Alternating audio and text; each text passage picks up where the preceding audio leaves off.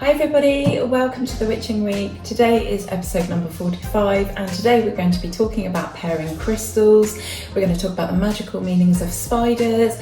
We're going to be talking about Lughnasadh and our recent weather and some other awesome topics. So grab a cup of tea, get comfortable and we'll get started.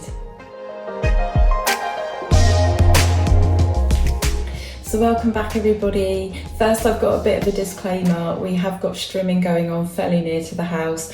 I have just not been able to pick out a moment where I've been able to do this, so we're going to give it a go. The gardener's done the area sort of closest to the house. He's now down the side and I have a feeling at some point he's going to be over on this side, which is quite close. So I'm going to do my very best.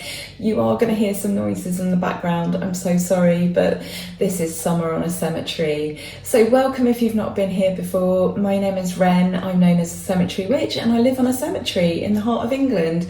And every Friday we get together and we just talk about, basically the topics that spring to mind in the week, but we talk about the wheel of the year, we talk about seasonal changes, the weather, and any sort of like main pagan news or the Sabbaths. So yeah, today I'm back on the Twinings. I'm drinking Focus, which is my fave, as you know, and I'm burning some Karma incense. I really wish you had smell-o-vision. I wish you could smell this. It's really, really nice, and it would just be lovely, wouldn't it, if each week you could just sort of be able to smell what I'm smelling.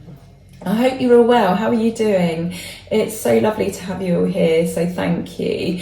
I feel like tea is the order of the day at the moment. Our weather has been only what I can describe as sort of like down in the doldrums. It's been stuck.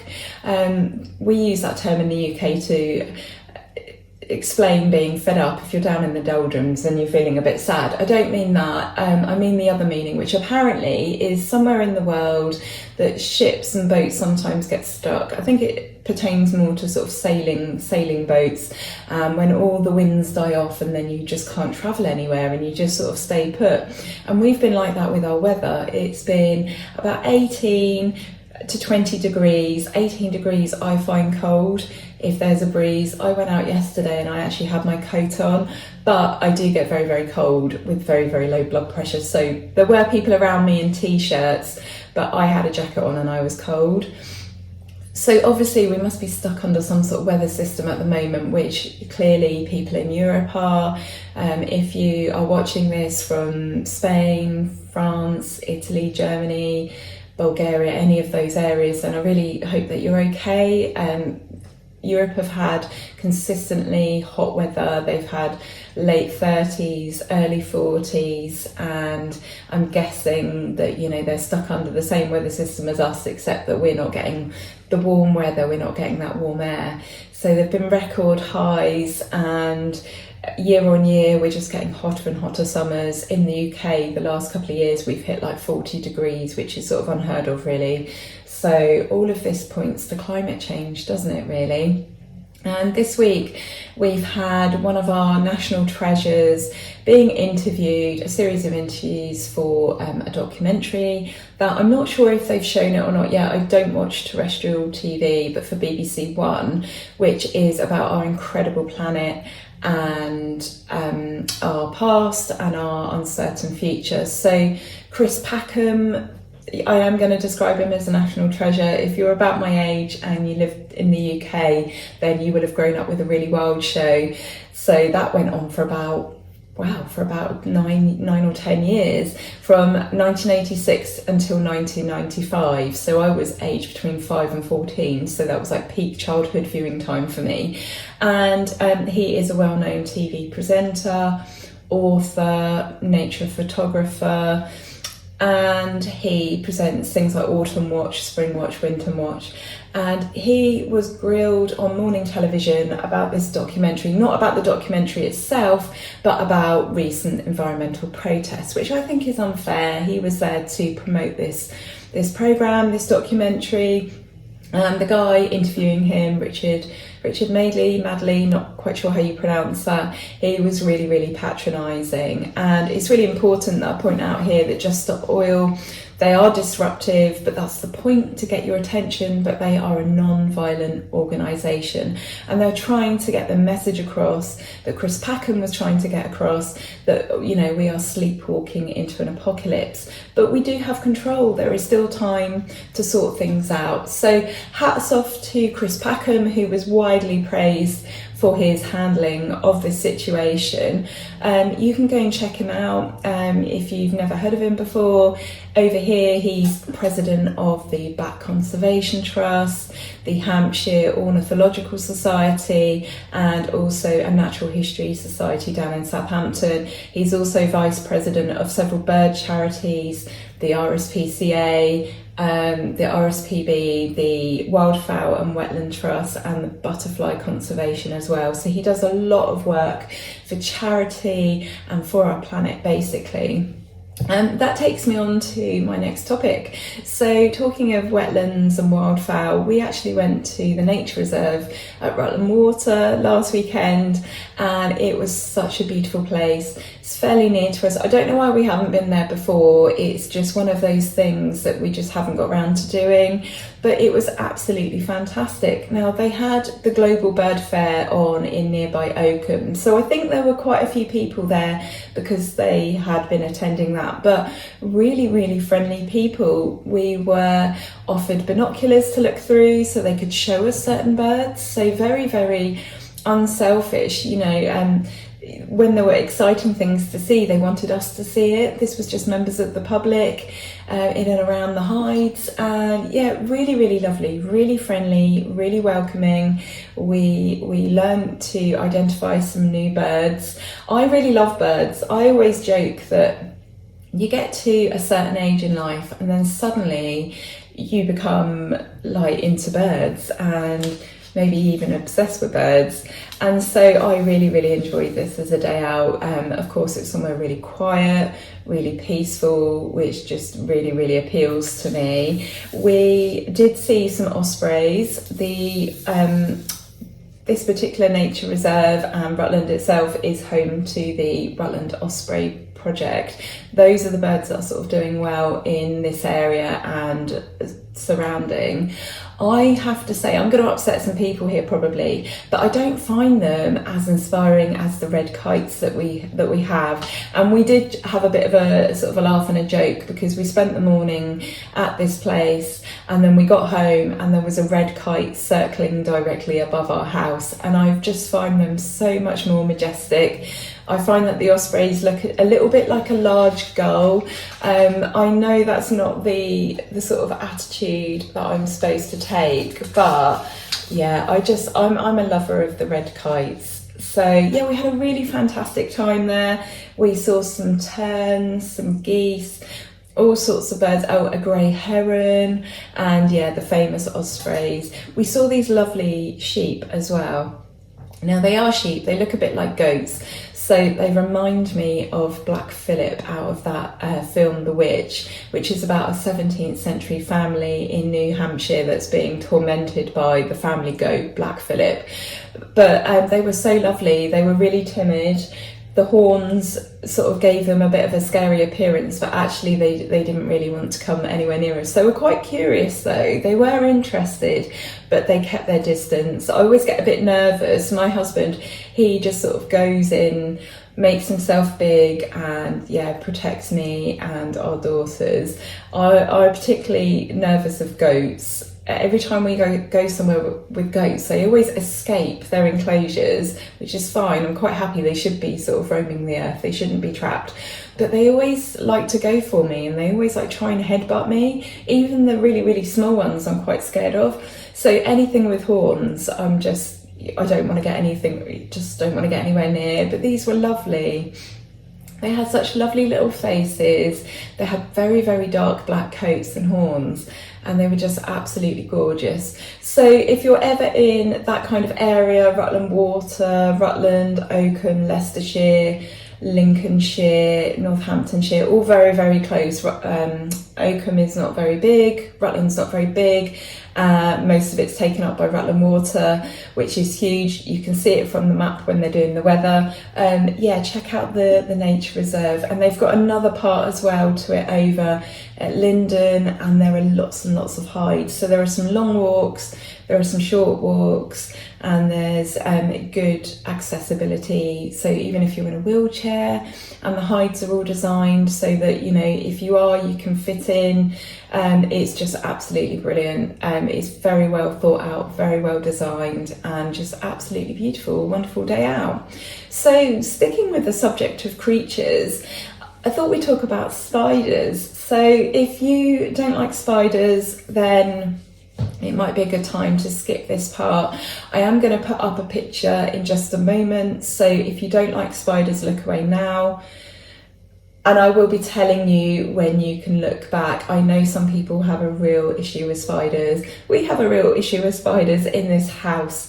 So I can tell we're getting closer to Lughnasadh because all the spindly spiders come out. You can look back now. I am going to make sure that you're well clear so you can look back now. So yeah, we have all the spindly spiders out now in the house, and at the end of August into September is when we're going to see the really, really big buggers. So it does depend on the weather as well. If it's cold, then they tend to come out. This winter though, or this autumn, sorry, last autumn, we had less because it was so cold. So they didn't even want to really come out into our house, which would normally be warmer.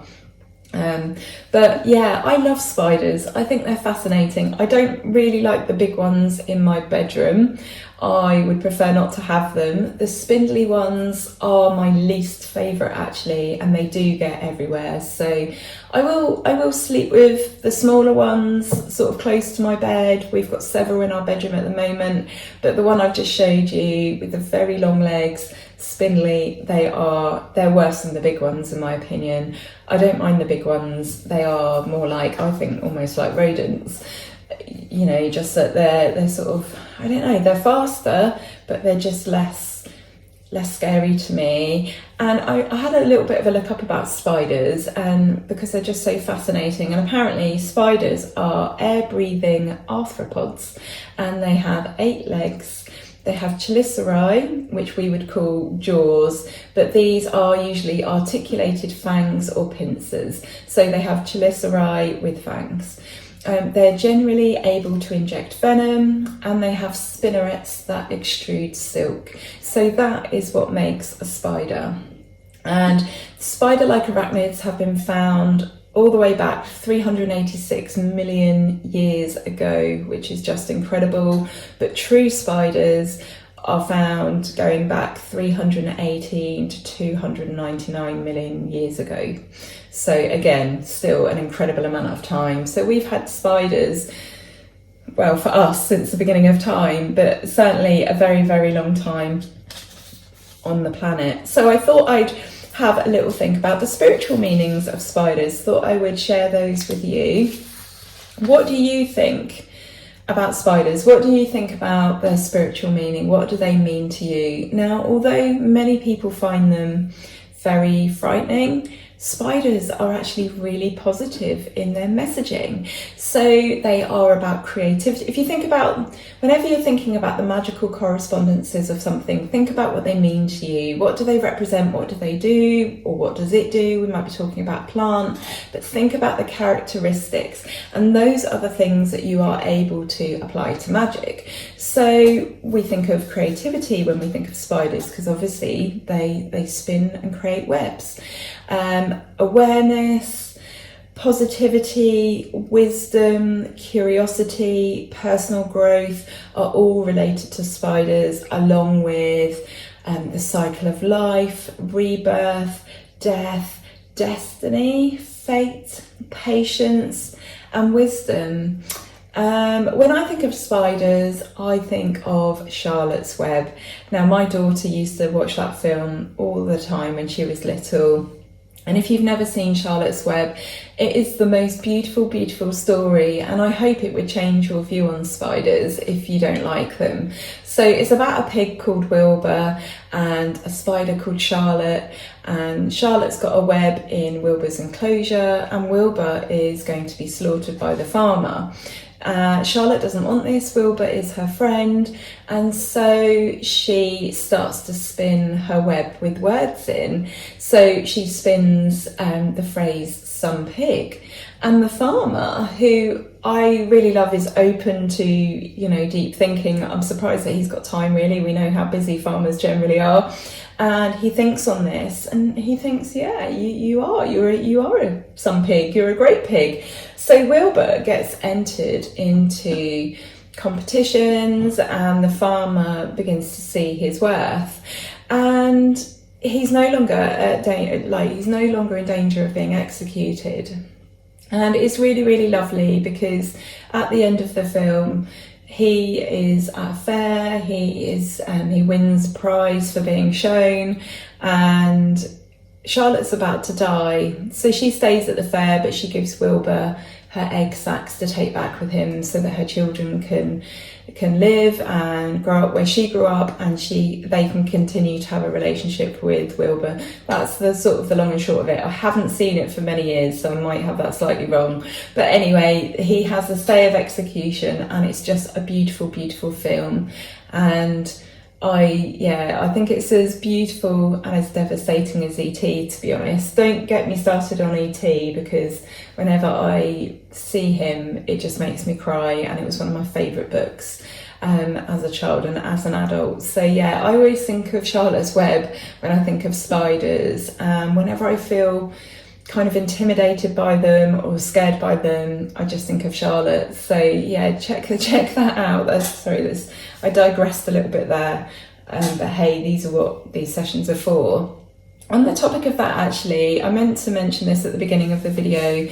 There have been requests for videos for me to finish off certain series I've started, like Casting a Circle, and I'm just really struggling to find the time at the moment, both with the streaming and the noise going on, having these sort of pockets of time alone, and also I'm just really struggling with fatigue at the moment. So it's easy for me to sit and have a chat with you guys once a week, but I'm currently struggling to find the energy to put the videos together, and also I've got a bit behind on things. So I'm not going anywhere. I am intending to finish those off. I've actually got some time next week that is going to be protected, that I'm going to be able to do that, so I'm hoping to record a handful of videos next week. I've also been working on stuff in the background, in between hospital appointments, doctor's appointments, having blood taken. Oh my goodness, I've had blood taken 5 times in the last 8 weeks. And just in between, you know, life and everything else. I have been working on, as you know, I've just finished the foundation for my grimoire. I digitised it, I made it into A4 PDFs that could be printed out, which I showed you in last week's episode of the Witching Week. But I am working on the background on a plan to launch. I've been talking about this for years, I know, but I'm getting so close to completion. My vision is to be able to bring you tarot readings, a Patreon where we can interact and you can collect sheets from my grimoire. I'm going to make it available to buy as well, so if you don't want to be involved in Patreon. I am planning courses. I have got so much in my head.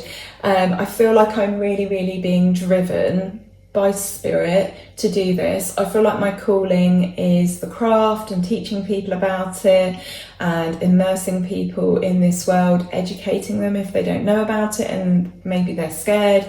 I feel like my calling is the craft, but I have to present this in a way where I don't become overwhelmed. So I've been working on it in the background because that massively takes the pressure off, and it means that if I don't do anything for a week or two, it doesn't matter. But then when it has been created and it's done, then it's much easier for me to manage my time and my health with it already all prepared. So I have been working on it on and off. It's very much a hobby anyway. But yeah, and obviously doing my grimoire was for me, for my children. It's kind of like my legacy, but I do want to share it with you. So again, videos have kind of come in behind that. I'm not somebody who could launch a business and work 16 hours a day at it. I'm simply not able to do that with the limitations I have. So this has been the best way for me to work towards something that I can give to you guys, but I can do that in a way that then when I'm ready and I'm at that point of doing it, we can move forwards and I can be reliable. Because I think if I was building this up from scratch and I was trying to achieve lots of things, I think there would be big gaps, and I think there would be danger of like me letting you down at times, and I don't want to do that. So by doing all the planning and work in advance before launching it, then it means that really all I've got to do is work on answering your questions, just putting the information up. So for example, in Patreon, just, you know, posting the sheets. It doesn't matter that instead of, you know, wanting to achieve something in a month, it doesn't matter if it's taken me a year. So that's where I'm at. So that is another reason why I have been not getting out videos, not, you know, perhaps haven't been on Instagram much. And a lot of that has been my sort of mental capacity as well. When you suffer with fatigue, it is all encompassing. So really the thing I'm managing at the moment is to sit down once a week and doing this. And obviously I changed the date on you know, my planning and stuff as to when I can do that, depending on sort of how I'm feeling. So I'm trying my best to work with what I've got. I do know there are videos I need to make, but this for me is a lifelong project, you know. I know it's great to follow people who every Monday without fail, they release a video. That's what I do on a Friday, but you know, life is for living. It's not for being a slave to situations and other people. So I know that you guys who are here week after week after week get this and support me, so thank you very much. But I just wanted to explain my lack of videos at the moment, but you know, they'll come back. And as we sort of become more sort of inner and introverted and inside during the winter, then obviously the videos will probably increase in the winter, because, you know, I won't be perhaps going for, you know, the odd little trip out in the car or to the park or whatnot. So yeah, it's a constant state of flux and movement, isn't it? And that's how it should be with witchcraft. So yeah, the next thing that I wanted to talk about that's happened this week, lots of sort of current news here, I've realised after planning this, but is the Australian sailor that was rescued with his dog. So Timothy Shaddock, age 54, from Sydney, and his dog Bella. They were rescued after 3 months at sea. And I always love these stories. I don't know what it is. I guess it's just because they are feel good. They've got a lovely outcome. There's a happy ending. And basically they survived on rainwater and raw fish. I think he had some fishing equipment on his boat. His electronics were wiped out after a storm. He was traveling from Mexico's La Paz to French Polynesia. There was a storm, and then, yeah, basically they were, I think, stuck in a boat. No way of contacting anyone, no way of being sort of, you know, way of alerting the authorities. And it's clear that, you know, no one probably came near them, or if they did, they didn't realise that they were in trouble. So they were out there adrift for 3 whole months. And then eventually a helicopter went over and saw them, and then they were rescued by a fishing boat. So he was described as smiling, bearded and thin recently when rescued and in the aftermath. So yeah, they had quite an adventure.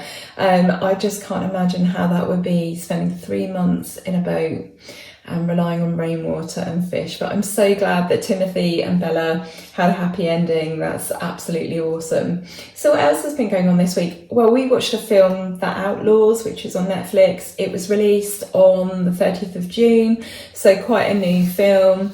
and at the moment it doesn't have very good reviews. It was given 21% by Rotten Tomatoes and 5.4 out of 10 by IMDb, but I have to say we quite enjoyed it. It was very amusing, and we usually like to watch quite sort of thinky films. We've seen some really brilliant films on Amazon Prime, of all places. They have some really interesting films on there, and I wouldn't say that generally we watch things that have a poor rating. However, we quite enjoyed this film. It's about a really straight-laced guy who works in a bank, and he's about to get married to his partner Parker. He's never met her parents before. They've been off I think living with an Amazonian tribe or something. Anyway, they're an interesting set of parents, but he only knows what Parker's told about him, and it's getting closer to the wedding, and his bank is raided, is targeted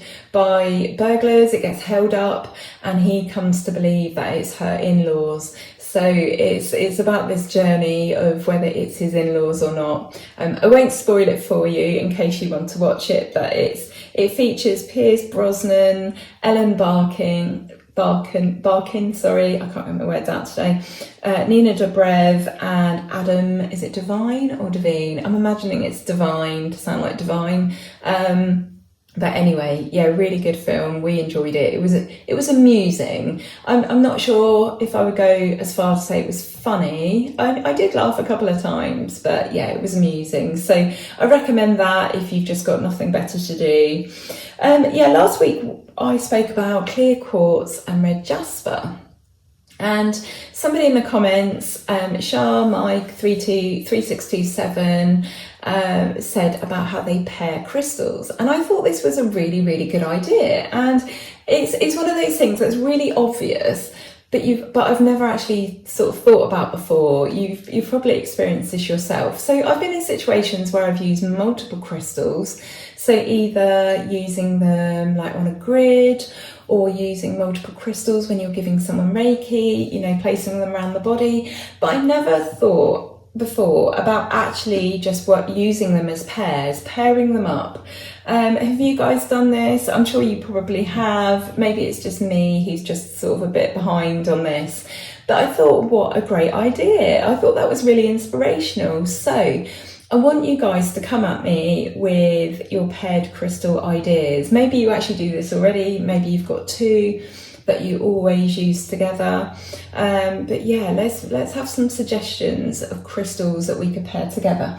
And actually, it kind of makes sense really, doesn't it? Like when I think about some jewellery that I've got that's got two different types of crystal on it, and obviously they just go together and they complement each other. They complement each other with the colour, but also their properties. But I just never really thought about that as a thing. So yeah, pairing crystals, what a fantastic inspired idea. So thank you to Mike for that. Sorry if I've got your name wrong. Obviously it's just a handle. So yeah, that's probably not your name at all. But yeah, thank you for the brilliant idea. So we've got just over 1 week to go until Lughnasadh, or you might call it Lammas. So what are your plans? I'd love to know. I'm hopefully going to be attending a barbecue party thing on a campsite with my moot. We did this last year and it was really lovely. Everybody got together, shared food and sat around the fire and just generally had a fantastic time. So what are your plans this year for Lughnasadh? I'd love to hear. We've only got 1 week and a bit left to go. So probably time to do some cards now. For some reason I found this episode really difficult. It's like my teeth and my mouth are not quite connected to my brain. You can hear I'm struggling to get the words out. So let's give you guys an energy reading for the week, but just bear in mind that when I try and get the feel of the message over, I'm going to be tripping up over my teeth. Maybe we should get some t-shirts made up. You see these YouTube channels and they have merch. Maybe I'm tripping over my teeth is a good one. What do you think? Okay, so I have a new way. Well, not a new way, but at the moment when I shuffle my cards, the cards are just jumping out now. I used to spread them and pick them out, and sometimes I will still do that, but I found that when they just jump out like that, and I would always be inclined to pick one if it jumped out, but they're just jumping out more than they ever have. And so, you know, I just feel inclined to use those cards now. So these 5 cards, I've picked 5 today. That felt like the number that we should be picking and concentrating on.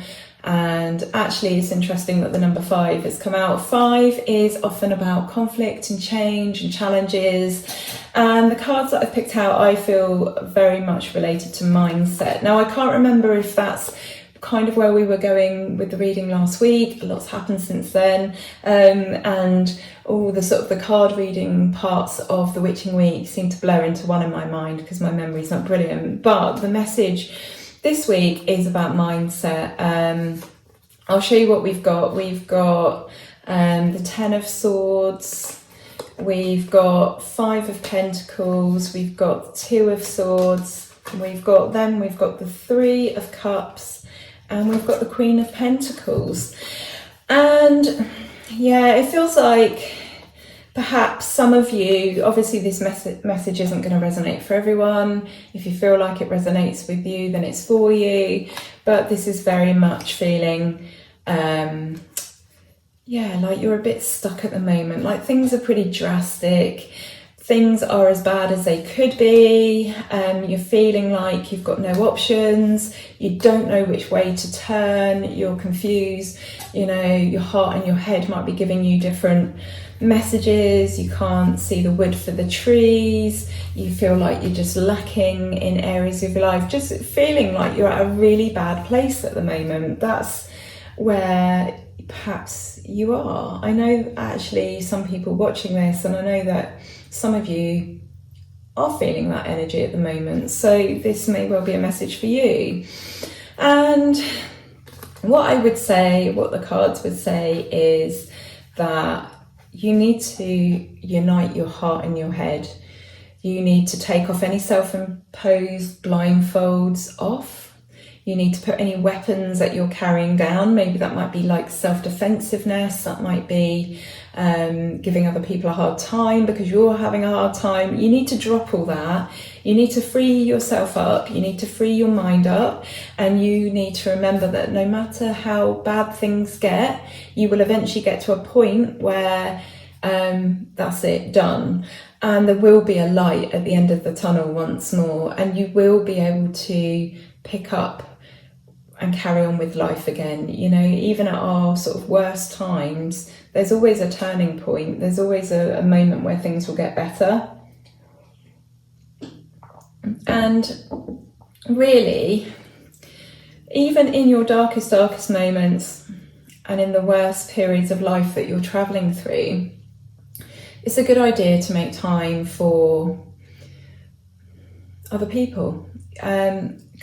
Collaborate if there is something creative you're working on, because even if you're working on that thing and it's a distraction from all these issues and problems, that input from someone else will not only boost your project or whatever it is you're working on, but it will give you that time with other people that you need. It's really, really easy when things are really, really bad to just basically isolate yourself, and that always makes problems worse. You know, a problem shared is a problem halved. And I think that's the message here, to link up with other people, to make time to celebrate with other people, even if there's not much that feels like it's worth celebrating in your life. You know, find reasons, be it birthdays, be it celebrations in society that perhaps you don't normally bother with. The one that springs to mind is like Valentine's Day. You know, lots of people don't bother with that. They feel that it's just a commercial thing.